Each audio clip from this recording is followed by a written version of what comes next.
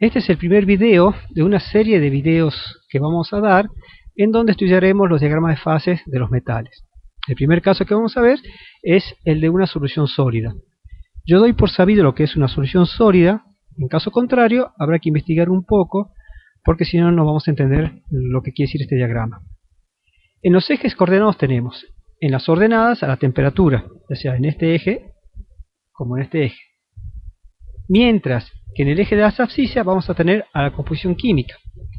En el extremo izquierdo tenemos al elemento A. Acá tenemos 100% del elemento A, y a medida que nos desplazamos hacia la derecha, vamos incorporando dentro de la estructura cristalina del elemento A átomos del elemento B, de tal manera que acá vamos a tener un 10% de B, acá un 20% de B, acá un 50% de B, y así hasta llegar acá a un 100% de B. Es decir, que solamente en los extremos de los del eje de las abscisias vamos a tener un material puro, mientras que en toda esta región vamos a tener lo que se denomina la solución sólida, y se llama solución sólida total porque en toda esta región tenemos desde 0 hasta 100% tenemos una solubilidad. Vamos a ver qué significa cada una de las curvas que vemos en el diagrama. Esta curva que marcamos acá se la denomina liquidus, y significa que por encima de esta curva todo lo que vamos a encontrar ahí va a estar en estado líquido, mientras que la curva que pasa por acá abajo se la denomina solidus, significando que debajo de esa curva o debajo de esa temperatura todo lo que vamos a encontrar va a estar en estado sólido. Ya que tenemos líquido y acá tenemos sólido, en esta región vamos a tener líquido más sólido. La solución sólida se la suele denominar con letras griegas minúsculas. En este caso le pusimos alfa. Mientras que a los componentes o a los elementos puros se los denomina con las letras latinas A y B. Y alfa significa que es solución sólida. Entonces, en esta región tenemos líquido más alfa. Tenemos dos fases. Acá tenemos una sola fase, fase líquida. Acá una sola fase, fase sólida. Y acá tenemos dos fases, líquido más sólido. Fíjense que estas dos curvas en esta región que estamos marcando acá, de líquido más alfa, tienen la forma de una lenteja vista de perfil, o de una lente vista de perfil. Justamente este gráfico también es llamado gráfico de la lenteja. Bueno, ahora vamos a proceder a realizar un enfriamiento desde el estado líquido hasta el sólido, a ver cómo se ve la estructura. Vamos a tomar una composición química que puede ser en esta zona, acá. Hemos marcado con esta línea vertical el enfriamiento que vamos a hacer. Tomamos este punto inicialmente y vemos ahí qué tipo de estructura tenemos. Si lo observamos en un microscopio, ¿qué vamos a ver? Vamos a ver todo en estado líquido. Si seguimos bajando en esta región, vamos a ver en el microscopio dos fases. Los primeros granos, que acá hemos dibujado 3 granos de solución sólida, y el resto de fase líquida. Una vez que pasamos la línea de sólidos, hemos dicho que tenemos todo sólido, entonces en este punto, a esta temperatura, si vemos el microscopio, vamos a observar que estos 3 granitos que tenemos acá han crecido y tenemos toda una única fase en estado sólido. Entonces esto es una solución líquida y esto es una solución sólida. Y acá tenemos dos soluciones, una líquida y una sólida. Ahora volvamos a la fase líquida. ¿Qué composición tiene esta fase líquida? Es fácil, nosotros hemos elegido esta composición química. Nos vamos al eje de las abscisas donde nos indica composición química, medimos acá y vamos a ver que aproximadamente vamos a tener una composición química de 22% de B en A. Es decir, 22% de B, 78% de A. Mientras que la fase sólida, ¿qué composición química tiene? Y va a tener la misma, 22% de B y 78% de A. Ahora la pregunta es, acá donde yo tengo dos fases, una líquida y sólida, ¿cuál es la composición química de cada una de estas fases?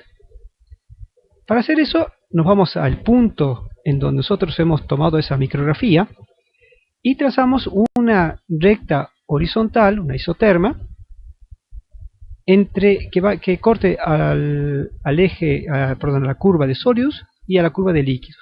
Le vamos a poner letras M, N y O. Y si queremos saber la composición química de la fase sólida, entonces vamos a ver dónde ese segmento que hemos trazado toca a la línea de sólidos, que es en este punto, bajamos hacia la abscisa donde nos indica la composición química y vemos ahí, determinamos ahí la composición química de ese sólido, que aproximadamente nos da un 9% de B. Si queremos saber la composición química del líquido, hacemos lo mismo, nada más que hacia la curva de líquidos, bajamos y vemos en el eje de composición química qué composición química tenemos, y nos da aproximadamente un 31% de B. Y así hemos determinado en esta región que yo tengo dos fases, la composición química de cada una de las fases. Bueno, ahora vamos a determinar cuánta o qué cantidad de fase líquida tengo yo acá y qué cantidad de fase sólida tengo yo acá. En un primer caso hemos determinado la composición química de cada una de las fases. Ahora la cantidad, el porcentaje de fases que tengo. Para ello se usa la regla de la palanca, que haciendo uso de la misma horizontal que hemos trazado antes, le vamos a denominar que el segmento MO va a representar al 100% de las dos fases que hay, la fase líquida y la fase sólida. Siendo que MO es el 100% de las fases presentes, podemos decir que el segmento MN sobre el total de las fases, o sea, MN sobre MO, o marca acá, multiplicado por 100, nos va a dar el porcentaje de la fase líquido que tenemos en esta micrografía que estamos viendo. Mientras que la otra parte del segmento, el NO sobre MO, nos va a dar el porcentaje de la fase sólida. Es decir, que si yo hago esta relación MN sobre MO, me va a dar aproximadamente un 70% de líquido en esta micrografía. Mientras que esta proporción nos va a dar aproximadamente un 30% de sólido presentes en esta micrografía. Fíjense, tengan en cuenta que para determinar el porcentaje de las fases es al revés de lo que hacemos para determinar la composición química de las fases. Si yo quiero determinar la composición química del líquido, bueno, yo voy hasta la línea del líquidos, con el horizontal hasta la línea de líquidos, y determino la composición química del líquido. Pero este segmento que yo tengo acá no me representa el porcentaje de líquido, sino que me representa el porcentaje de sólido.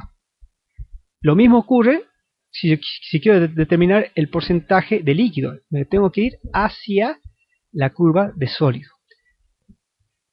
Es muy fácil confundirse entre la composición química y el porcentaje de las fases. Pero nosotros vamos a ver lo siguiente, que en este punto nosotros acabamos de pasar la línea de sólidos. Si acabamos de pasar la línea de sólidos, es de suponer que en la estructura vamos a tener más líquido que sólido. Por consiguiente, el segmento más grande, que va a ser este, va a ser el de líquido. Y el segmento más pequeño va a ser el de sólido. De igual manera, si estamos ya terminando la solidificación, en este punto por ejemplo, el segmento más grande, que va a ser desde aquí hasta aproximadamente por acá, va a ser el de sólido.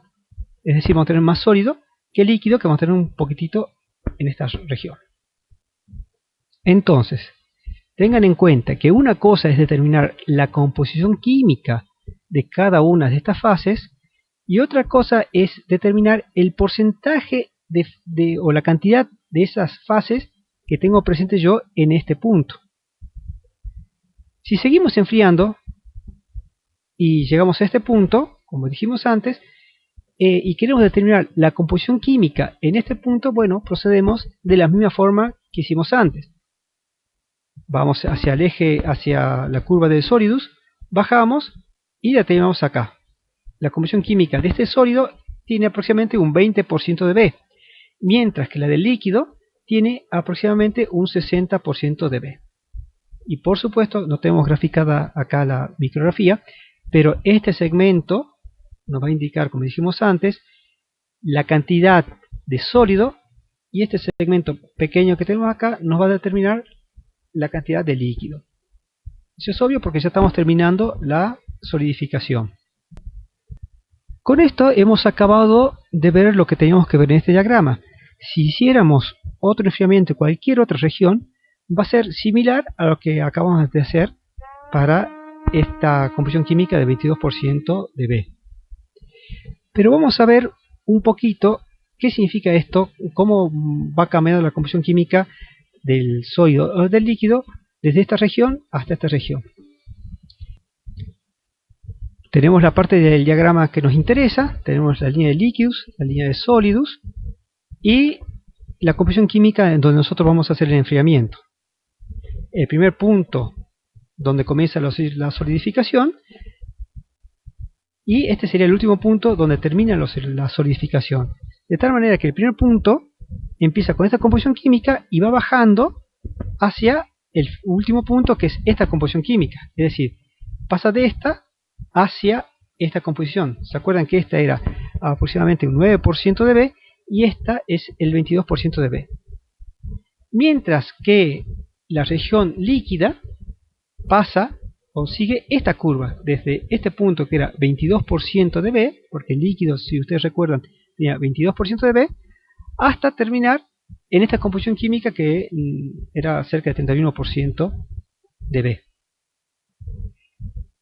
Es decir, el primer grano que se solidifica, o la parte central del grano, tiene esta composición química. A medida que vamos avanzando con la solidificación, esa composición química va cambiando hacia el 22% que tiene que ser la composición química final. Yo acá le he puesto distintos colores para que vean cómo va cambiando la composición química del primer granito que solidifica hasta el último grano que termina solidificando, de más oscuro a más claro. Esto es posible gracias al fenómeno de la difusión y al tiempo que yo le doy para que ese fenómeno pueda ocurrir.